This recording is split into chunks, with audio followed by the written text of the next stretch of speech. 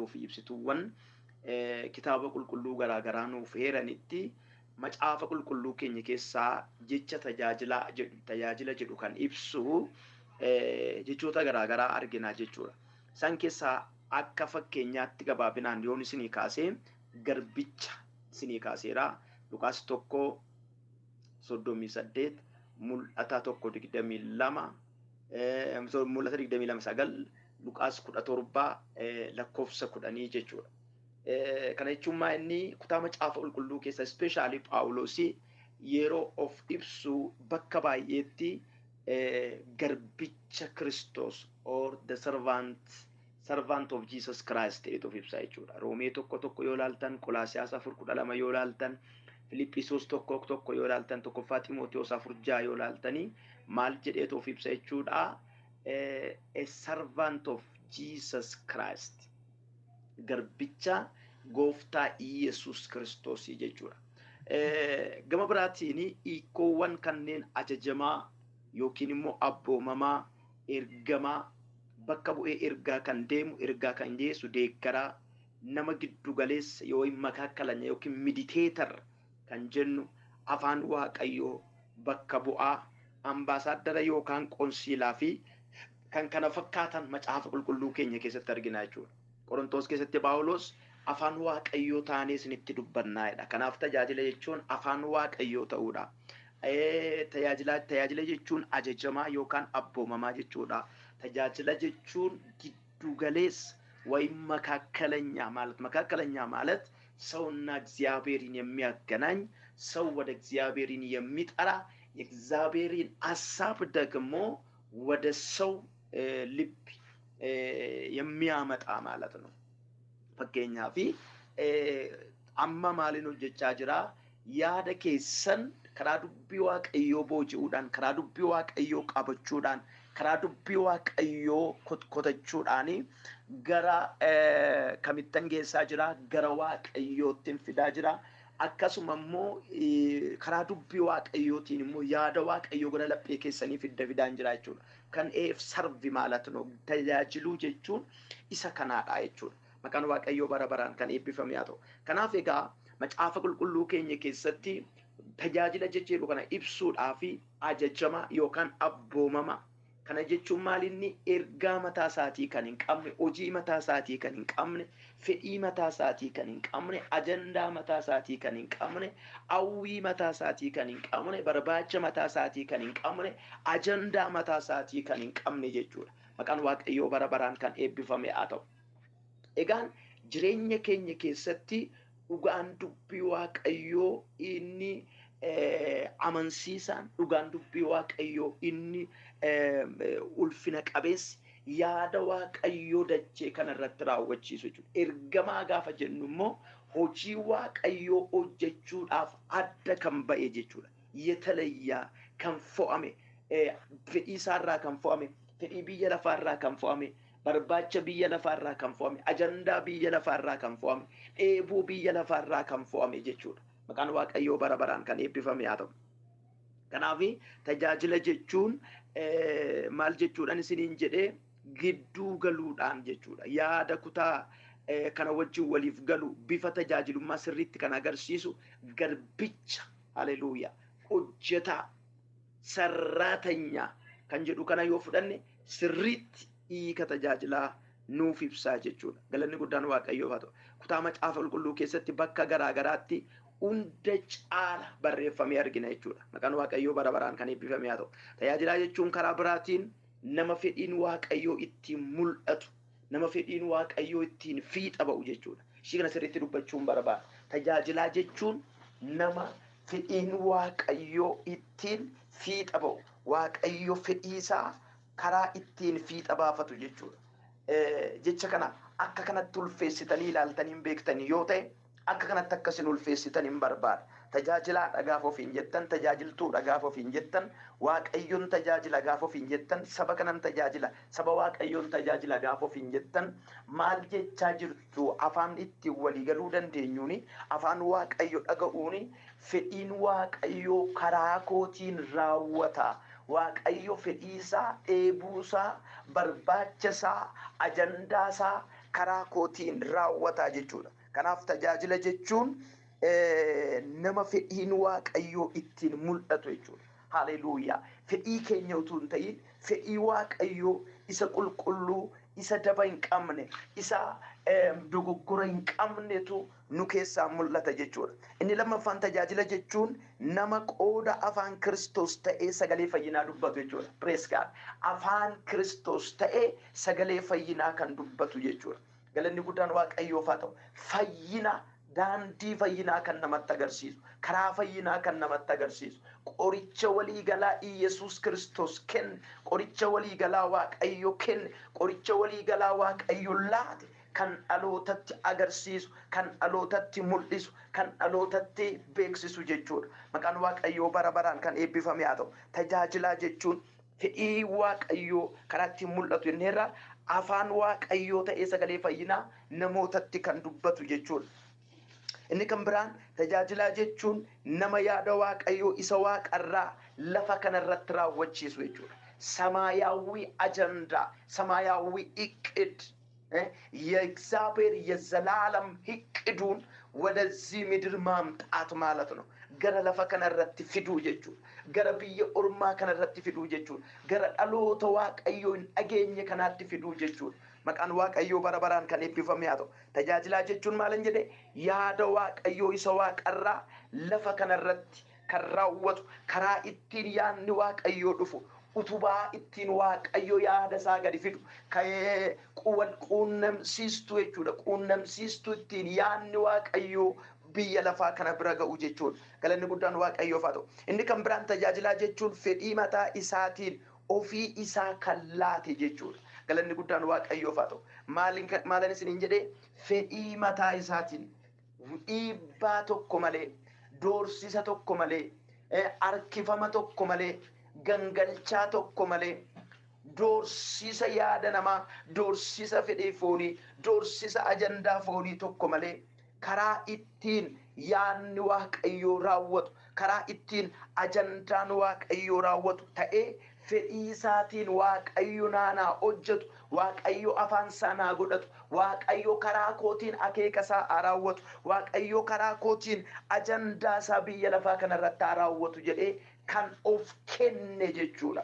Galanni guddaan waaqayyoof haa ta'u. Dhiibbaan addaa nurra hin jiru. Of kennine fedhii keenyarraan yeroo tokko namoonni waaqayyo na dirqisiise, waaqayyo kallattii hedduu na qabe, karaa kanaan akkas na godhe, karaa kanaan akkas na godhe yeroo jedhan in argina. Maybe waaqayyo special callingin waamichi nama sanaa waamichi addaa waamicha kana yoo ta'e kanaan ala namni kun iddoo biraatti hin miidhama yoo ta'e karaa gaarii nutti fakkaatu baay'ee isaa cufee dirqisiisee gara yaada isaatiitti nu fiduu danda'a. Garuu akka walii galaatti ajandaan waaqayyoo, waamichi waaqayyoo, barbaachi waaqayyoo, maqaan waaqayyoo bara baraan kan eebbifame haa ta'u. Eebuun waaqayyoo maalinni dirqamaan utuu hin ta'in of kennuu keenya barbaadaa jechuudha. Kanaaf maal jechuudha? Kanaaf tajaajilaa jechuun fedhii mataa isaatiin galanni guddaan waaqayyoof haa ta'u. Utuu qaamni kam dhiibbaa irratti hin uumin fedhii mataa isaatiitiin kan of kennu, fedhii mataa isaatiitiin kan of laatu, fedhii mataa isaatiitiin of kennuudhaan waaqayyo karaa koo haa hojjetu, waaqayyo karaa koo haa dubbatu, waaqayyo karaa koo namoota haa gargaaru, waaqayyo karaa koo namoota haa fayyisu jedhee kan of kenne jechuudha. Galanni guddaan waaqayyoof haa ta'u. Haleluuyaa. Daandii waaqayyo irra deemee namoota bira ga'u jechuudha. Ameen ameen. Daandii waaqayyo irra deemee namoota bira ga'u. Daandii waaqayyo irra deemee dhaloota bira ga'u. Daandii waaqayyo irra deemee yaada isaa dhaloota biraan ga'atu jechuudha. Kanaaf tajaajilaan Kiristoos inni dhugaan yaadaa fi fedha waaqayyootiif mataa isaa fedha isaatiin kan kennee fi fedhaaf yaada waaqayyoo qofa kan tajaajilu jechuudha. Tajaajila waa'ee tajaajilaa gaafa kaafnu ijoon dubbii hojii yookiin tajaajila keenya har'aa, ijoon dubbii barnoota keenya har'aa fedhii waaqayyoo guutuu fedhii waaqayyoo raawwachuudha barbaacha waaqayyoo raawwachuudha fedhii isaatiin kan of kenne jechuudha. Kanaaf tajaajila jechuun karaa ittiin korojoo keenya guuttan, karaa ittiin waan barbaannu guuttan, karaa ittiin feetii keenya raawwatu, karaa ittiin ajandaan keenya karoorri keenya raawwatu, karaa ittiin barbaachi keenya raawwatuun otoo hin taane waaqayyo karaan inni ittiin jireenya keenya hojjetu duwwaa osoo hin ta'in karaa ittiin jireenyi namootaa hojjetamuudha jechuudha. Shigna sirriitti akkanaa fudhattan hin barbaada. Tajaajilaan Kiristoos inni dhugaan yaadaaf fedha waaqayyootiif mataa isaa fedha isaatiin kan kenne, yaadaa fi fedha waaqayyootiif fedhii isaa irratti hundaa'ee kan of kenne, kan of laate, galanni guddaan waaqayyoof haa ta'u, kan of kenne fedhaa fi yaada waaqayyoo qofaa kan tajaajilu jechuudha. Karaa ajandaa waaqayyoo qofa, karoora waaqayyoo qofa, dheebuu waaqayyoo qofa, hawwii waaqayyoo qofa, barbaacha waaqayyoo qofa kan tajaajilu jechuudha. Maqaan waaqayyo gooftaa keenya bara baraan kan eebbifame haa ta'u. Fakkeenyaaf macaafa qulqulluu keenya keessatti xiqsiiwwan hedduu kaasuu dandeenya. Isaan keessaa garuu xiqsii gurguddaa 3 duwwaa fudhadha. Maqaan waaqayyoo bara baraan kan eebbifame haa ta'u. Haleluuyaa. Xiqsii gurguddaa 3 baay'ee ijoo ta'e. Macaafa kakuu moofaa keessaa xiqsii tokko, giddu galeessa kakuu moofaa kan ta'ee fi macaafa kakuu haaraa keessaa namoota 2 fakkeenya fudhadheetan xiqsii kana erga ilaalle walumaa wajjin kallattiidhaan erga dubbisnee hiika tajaajila jedhu kana gabaabsinee cuunfina jechuudha. Galanni guddaan waaqayyoof haa ta'u. Akkuma isiniin jedhe fedhiidhaan kan of kennan, yaada waaqayyoo tajaajiluudhaaf, ajandaa waaqayyoo tajaajiluudhaaf faayidaa isaanii kan dhiisan, dantaa isaanii kan dhiisan, dheebuu isaanii kan dhiisan, yaada isaanii kan dhiisan, mijuu isaanii kan dhiisan, namootaaf jecha waaqayyo karaa koo dhaloota haa qaqqabuuf jecha namoota of miidhan namoota 3 ilaala. Inni tokkoffaan macaafa kakuu moofaa keessaa akkuma jalqaba isinii kaasee Museedha. Macaafa seera ba'uu boqonnaa 3 lakkoofsa 10 irratti waaqayyo Musee waame. Galanni waaqayyoof haa ta'u. An mootii Gibxiittan si erga dhaqii saba koo Israa'eliin biyya Gibxiitii naa baasittiin jedheedha. Galanni guddaan waaqayyoof haa ta'u. Museen yeroo kana eessa jira? Museen jireenya akkamii jira? Museen qinxootii akkamii qaba? Faayidaa akkamii qaba kan jedhu baay'een keessan macaafa seera ba'uu dubbistaniitu jedhee ta'iyyaa. Galanni guddaan waaqayyoof haa ta'u.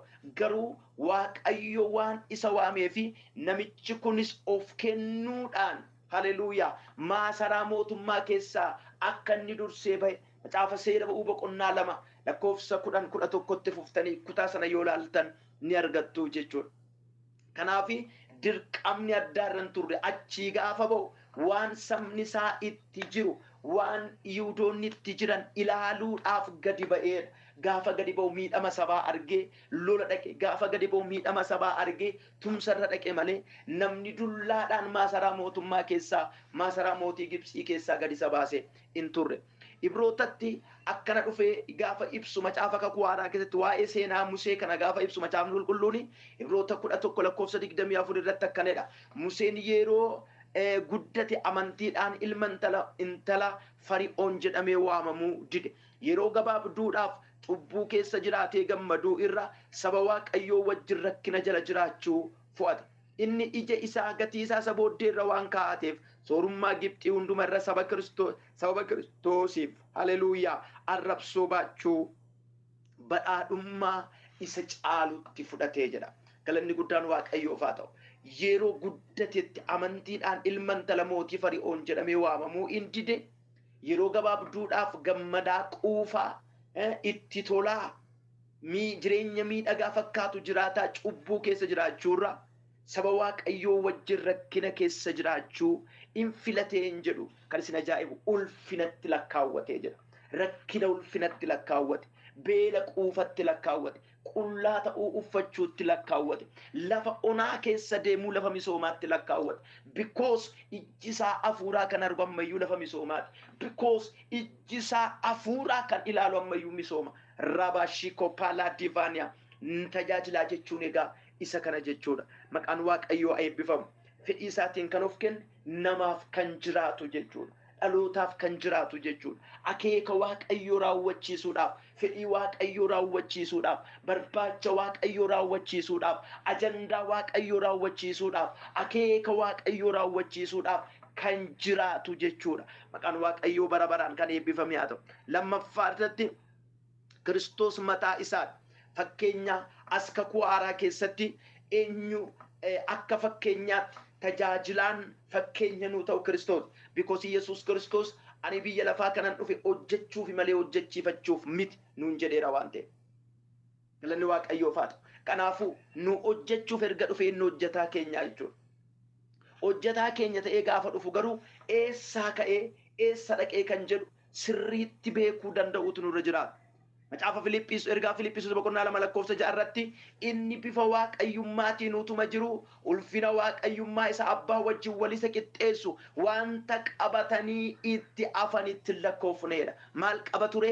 Ulfina waaqayyoo wajjin walisa qixxeessu, ulfina waaqayyoo wajjin tokko isa godhu, ulfina waaqayyoo wajjin isa sagachiisu, ulfina guddaa eenyuyyuutti dhiyaachuu hin qabne qaba ture. Garuu nu gargaaruudhaaf, dhala namaa gargaaruudhaaf, obboloota baay'ee horachuudhaaf ulfina sana akka waan qabatanii afaniitti lakkoofne gatiitti hin kennine jedha. Galanni guddaan waaqayyoof haa ta'u. Kanaaf jecha immoo halkanii guyyaa arrabsoo hedduu damdamatee akka inni wangeela mootummaa waaqayyoo hojjete, akka inni dhaloota gara kaayyoo waaqayyootti waame, akka inni dhaloota gara akeeka waaqayyootti waame, akka inni akeeka dhaloonni akeeka waaqayyootiif akka jiraatan dhiibbaa godhe macaafni qulqulluun nutti hima. Ispeeshaalii sagalee wangeela Yohaannis boqonnaa 4 lakkoofsa 34 irra jiru sagaleen baay'ee jaalladhuudha. Kutaa sanatti Yesuus Kiristoos bartoota isaatiif deebiin ni deebise argina. Akkuma isin beektan wangeela Yohaannis boqonnaa 4 keessatti waa'ee dubartii Samaariyaa tokkooti kan dubbatu. Dubartiin Samaariyaa kun amala hin taane kan qabdu ejjituudha, sagaagaltuudha, abbaa manaa 5 qabdi, jaaffaa nama biraa wajjin hin jiraatti, guyyaa guyyaatti abbaa manaa baasti. Akka ejjituutti namoonni warra Samaariyaa yoo irratti beekan immoo dhagaadhaan rukutanii ajjeesu. Dubartii kanatu dhokatee sa'aatii walanqattee yeroo sa'aatii jaaffaatti bishaan waraabuudhaan laga dhufte. Achitti Yesuus Kiristoos ishee argate dhugaa dubbii waaqayyoo ishiitti hime, ishiitti lallabe, ishee gooftaa fudhachiise, waaqayyoo wajjin wal barsiise. Galanni guddaan waaqayyoof haa ta'u. Gidduu kanatti bartoonni nyaata bituudhaaf gara magaalaa deemanii biddeena bitanii dhufanii Yesuusin kottu nyaata nyaadhuutti hin jedhan. Nyaadheen jira isaaniin jedhe. Galanni guddaan waaqayyoof haa ta'u. An nyaadheera, quufeera, amma biddeena nyaachuu caala kan na quubsu biddeena tokko biddeena isin hin beekne nyaadhaatti hin jedhe. Kana booda bartoonni hin gumgumanii jedha, gaaffii walirratti kaasanii jedha. Eenyutu isa beeka? Eenyutu isatti dhiyaata? Nutoo biddeen hin kennineef nu keessaa namni biddeena isaa kenne hin jiru. Eenyutu biddeena kenneef jedhanii wal gaafatanii jedha. Galanni guddaan waaqayyoof haa ta'u. Isa booddee akkas jedhan gumgumuu isaanii gaafa argu Yesuus akkasittiin jedhe. Ani jedhe haleluuyaa nyaanni koo jaalala sana ergee gochuudha, hojii isaa raawwachuudha jedhe. Galanni guddaan waaqayyoof haa ta'u. Akeeka waaqayyoo gaafa raawwadhu, fedhii abbaa kootii gaafa raawwadhu nan quufaa, beelan irraanfadha jedheedha.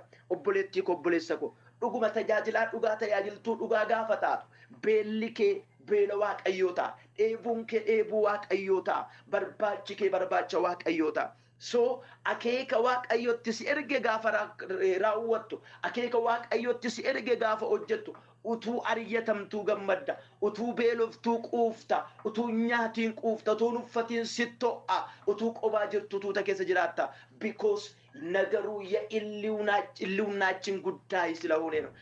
Maqaan waaqayyoo bara baraan haa eebbifamu. Nyaanni koo nyaata isana ergeeti. Nyaanni koo akeeka waaqayyoo raawwachuudha. Yoos nan quufa beela koon irraanfadha ittiin jedheedha. Kanaaf tajaajila jechuun akeeka waaqayyoo isa laphee keenya keessa kaa'e raawwannee quufuu jechuudha. Malee wangeelatti da'annee wangeela keessa gorree walitti qabachuu, wangeela keessa gorree saammachuu, wangeela keessa gorree booji'achuu, wangeela keessa gorree baadanaa keenya baadanachuu jechuu miti. Maqaan waaqayyoo haa eebbifamu. Quufni keenya akeeka waaqayyoo raawwachuudha. Quufni keenya dheebuu waaqayyoo raawwachuudha. Quufni keenya feeti waaqayyoo gaafa raawwatamuudha. Finni guddaan maqaa waaqayyootiif haa ta'u. Haleluuyaa. Wangeela Maatewos boqonnaa 26:39 immoo Yesuus Kiristoos rakkina hadhaa'u keessa taa'ee jecha inni dubbate waa'ee fannootti deemu. Duuti fannootu isa eeggatu fannootu imalaa jiru jecha Yesuus Kiristoos dubbate argina. Xinnoo irraa hiiqee adda isaatiin gombifame yaa abbaa hin danda'ama yoo ta'e xoofoon dhiphinaa kun anarraa akka darbu garuu akka jaalala koo miti. Haleluuyaa. Akka maal koo miti? Jaalala koo miti. Akka jaalala kee haa ta'u jedheedha. የኔ ፍቃድ አይደለም እንደኔ ፍላጎት አይደለም ፍቃድ ይሁን ሐሳብ ይሁን አለ ይላል። ገለኒ ጉዳን ዋቀዮ ፋቱ ከናፍ ተጃጅለ ጀቹን ኦፊትር አተኒ ፈዲ ዋቀዮቲፍ ጉቱ ተው ጀቹን ኦፊ ዱአኒ ፈዲ ዋቀዮቲፍ ጅራቹ ጀቹን ኦፊ ቡቃኒ ፈዲ ዋቀዮ ዳቡ ጀቹን መቃን ዋቀዮ በረበራን አይብፈሙ ከናፍ ተጃጅል ዱጋን ይሰከና ፈከኛ ለመፋ ኢየሱስ ራይ ያርግና ኢየሱስ ቃመ ዋቁማቲን ከነጎደ ጋፍ ይጀዱ ነሞኒ ካሱ ደንዳው አኩመ ነማት አያናን ሙደሜ አያናን ሁጂ ዋቀዮ ጀቻ ከንቱሬ መጽሐፈ ከኩዋራ ከሰት ሴና ጉዳ ከንቀቡ ጳውሎስ ጅሬኛ ሰራ ዋን ባየ ዋናን በረዱፍ ፈከኛ ገባባ ጅሬኛ ሳቲስ ኒ ጎደ ጳውሎስ ማልጀዳ ፊልጵስዩስ 3 በረት አመገሩ ክርስቶስ ይፍጀደ ዋንተ ቡአ አናፍ ቀበቱሬ ኡንዱማ ከዋንገተሜት ለካየ ፈዲ ኮቲፍ ጀች አዊ ኮቲፍ ጀች በርባቸ ኮቲፍ ጀች ኤቡ ኮቲፍ ጀች አናፍ ቡአ ቀበ ኢሰቱሬ ነፈየደ ኢሰቱሬ ክርስቶስ ይፍጀደ አከዋንገተሜት አከዋንገቲን ቀምኔት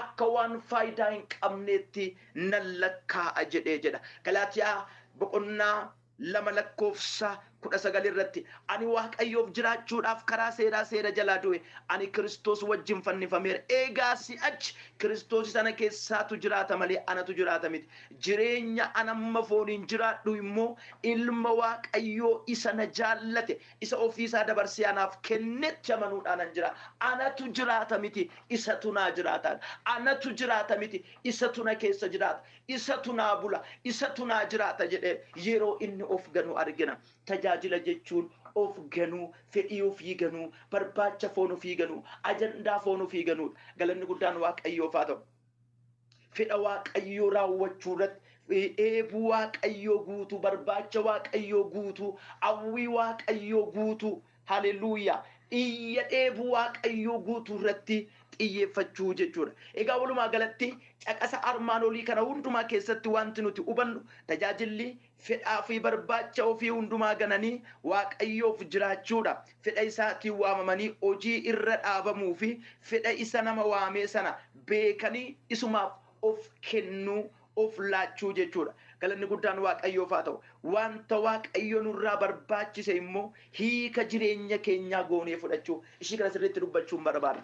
Wanta waaqayyo ittiin waame, wanta waaqayyo irra nu kaa'e, wanta waaqayyo akka hojjennu barbaadu, wanta waaqayyo akka hojjennuuf ispeesifikii nutti dubbate hiika jireenya keenyaa wajjiniin wal qabsiisuudha. Maqaan waaqayyo bara baraan haa eebbifamu. Hiika jireenya keenyaa wajjin, hiika barbaacha keenyaa wajjin, hiika dheebuu keenyaa wajjin, hiika hawwii keenyaa wajjin wal qabsiisuu duwwaa utuu hin ta'in hiika jireenya keenyaa, hiika sababii dhalachuu keenyaa, sababii uumamuu keenyaa wajjiniin wal qabsiisuudha. Jechaan baay'ee jaalladhu jecha Phaawulos hojii ergamootaa boqonnaa 20:24 irratti dubbate tokko dubbisee kutaa kanarratti waan xiqqoo ergan dubbadhee booddeen barumsa keenya guyyaa har'aa walitti qabna. Nan dubbisa kutaa sana maqaa Yesuusin. Haa ta'u iyyuu malee hojiin wangeela waaqayyoo wangeela ayyaana waaqayyoo dhugaa ba'uu gooftaa Yesuus biraa anatti kennameera. Ayyaachuu hojiin wangeela ayyaana wangeela maali? የጸጋ ወንጌል galanni guddaan waaqayyoof haa ta'u. Wangeela ayyaana haleluuyaa. Hojiin wangeela ayyaana waaqayyoof dhugaa ba'uu gooftaa Yesuus biraa anatti kennameera. Madda ergaa isaatii ergaan isaa maal akka ta'u ispeesifikii beeka. Itti dhufna kutaa dhufu keessatti ni ilaalla waan ta'eef tajaajilaa jechuun ergaa isaa kan beeku, tajaajilaa jechuun abbaa erge kan beeku, tajaajilaa jechuun namatti ergame kan beekudha. Kanaaf iddoo kanatti Phaawulos maal tuqaa? Ergaan isaa wangeela ayyaanaati. Ayyaana waaqayyoo isa karaa wangeelaa mul'atu. In other words, waa'ee Iyesuus Kiristoos dhalootatti himu, waa'ee Iyesuus Kiristoos dhaloota wajjin wal barsiisuu jechuudha. Isa kanatu Kiristoos Iyesuus bira biraa adaraan anatti kenname adaraan fudhee imaanaan fudheedha baala adaraan anyila galanni guddaan waaqayyoof haa ta'u maal jedha adaraan natti kenname adaraatu natti kenname hidda kana dheebooddee akkana haa ta'uyyuu malee haleluuyaa hojiin wangeela ayyaana waaqayyo dhugaa ba'uu gooftaa Yesuus biraa anatti kenname dheebooddee ani immoo edha isa kanaan dubbachuu barbaade ergaa koo fi hojii koo kana raawwachuu duwwaan barbaada haleluuyaa wanna biraatti yaada koo hin wanna biraatti dheebuu koo hin wanna biraatti barbaacha koo hin kana raawwachuu nan barbaada isa kana raawwachuu nan barbaada idda kana dheebooddee dhumarratti akkanedha kana irraa kan hafe jireenya koo akka waan gatii qabutti lakkaa'u hayyaachuu wangeela lallabu yoo ta'e jechuudha wangeela lallabu yoo ta'e jireenyi koo hiikan qabu imaanaadhaan Phaawulos immoo gaafa dubbatu Roomee keessatti wangeelatti illee yoo innumna fayyisuu waaqayyooti idda dheebooddee ani wangeela lallabu yoo ta'e anaaf wayyoo haleluuyaa maybe akka Phaawulositti yeroo guutuu kennu akka kootti paastarii taatanii yeroo guutuu kennuu dhiisuu dandeessu jireenyi keessa wangeela dubbachuu qaba lafa jirtanitti wangeela dubbachuu qabdu wangeela jechuun immoo haleluuyaa Yesuus Kiristoos sababii cubbuu dhala namaatiif du'u waaqayyo qulqulluudha akeeka qulqulluu dhala namaatii qaba akeeka qulqulluu wajjin bifa isaatiin fakkeenya isaatiin nama uume namni seera waaqayyo irra darbe hin kufe hin cubbuu hojjete waaqayyo irraa gargar bahe nama waaqayyo irraa fedhii isaatiin gargar bahe kana waaqayyo barbaaduudhaaf karaa qopheesse karaan kun Yesuus Kiristoos jedhama Yesuus Kiristoos kun waaqa ture waaqa guutuu ta'etu jiru biyya lafaa dhufe foon uffate nama foonii ta'e nu wajjiniin hin rakkate hin gidirfame hin du'e haleluuyaa sababii cubbuu keenyaa hin du'e sababii qajeelummaa keenyaa du'aa hin ka'e gonfoo nuu kennuudha isa wajjin bara baraan moo'icha keessa nu galchuudhaaf immoo deebi'een dhufa kanaaf wangeela dubbachuudha jedha galanni guddaan waaqayyoof haa ta'u kanaaf maal jechuun barbaada tajaajila jechuun wanta waaqayyo irra nu dhaabbachiise hiika jireenya keenyaa godhachuudha kana irraa kan hafe jireenya koo akka waan gatii qabuutti lakkaawwan haleluuyaa waan waaqayyo irra na dhaabe kana adda baafadhee isaaf jiraachuurraa kan hafe lafan daldalee birrii qabaachuu nan danda'a qotee callaa qabaachuu nan danda'a baradhee qabxii qabaachuu nan danda'a soogganuu nan danda'a garuu anaaf hiika hin qabu galanni waaqayyoof haa ta'u jireenyi hiika qabu karaa kanaan jechuudha walumaa galatti barumsa keenya guyyaa har'aa keessatti tajaajila jechuun tajaajilaa jechuun nama fedhii isaatiin of kenne kan of laate karaa fedhiin waaqayyoo immoo ittiin namootaaf raawwatu jechuudha. Egaa obboloota koo aniif isiniin ayyaanumne fedhii keenyaan yoo of kenninillee waaqayyoo fedhii isaatiin amanee jaallatee hojii isaa amansiisaa irra nu dhaabeera. Hojii waaqayyoo isa dinqisiisaa kana keessatti akka tajaajilaatti fedhii waaqayyoo raawwachuu guyyaa guyyaa birrii keenyaan humna keenyaan beekumsa keenyaan ayyaana nuu kennameen dandeettii qabnuun guyyaa guyyaadhaan maal beekuu danda'u nurra jiraata fedhii waaqayyoo akka nurratti raawwatu karaa keenyaan akka raawwatu beekuu fi isa kanaaf of qopheessuu danda'utu nurra jiraata galanni waaqayyoof haa ta'u walumaa galatti barumsa keenya guyyaa har'aa keessatti kan nuti ilaalle fedhii keenyaan fedhii waaqayyootiif jiraachuun tajaajilaadha jechuudha tajaajilaa jechuun nama fedhii isaatiin fedhii isaa ajjeese fedhii waaqayyoo immoo of keessaan jiraachisu jechuudha galanni guddaan waaqayyoof haa ta'u kanaafu namoonni amma yoonaa fedhiin keessan isin keessaa hin duune fedhii waaqayyoo of keessatti jiraachuudhaaf fedhii keessan ajjeesaa fedhii keessan edda ajjeeftanii booddee fedhii waaqayyoo of keessatti jiraachisaa fedhii waaqayyoo of keessatti edda jiraachiftanii immoo waaqayyoo karaa keessan biyya lafaa kanarratti akeeka isaa raawwatata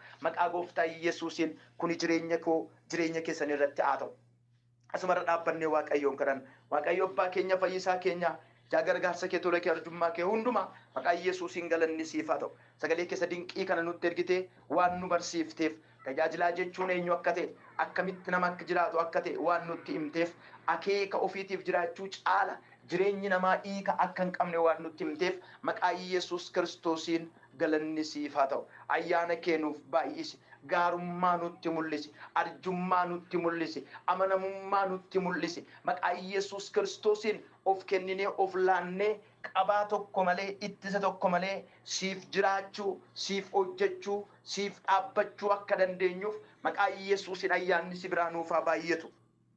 Nagaan Waaqayyo Gooftaa keenyaa fayyisaa keenya biraa bakka jirtanii fi lafa jirtan hundumaatti isiniif haa baay'atu. Kabajamootaa fi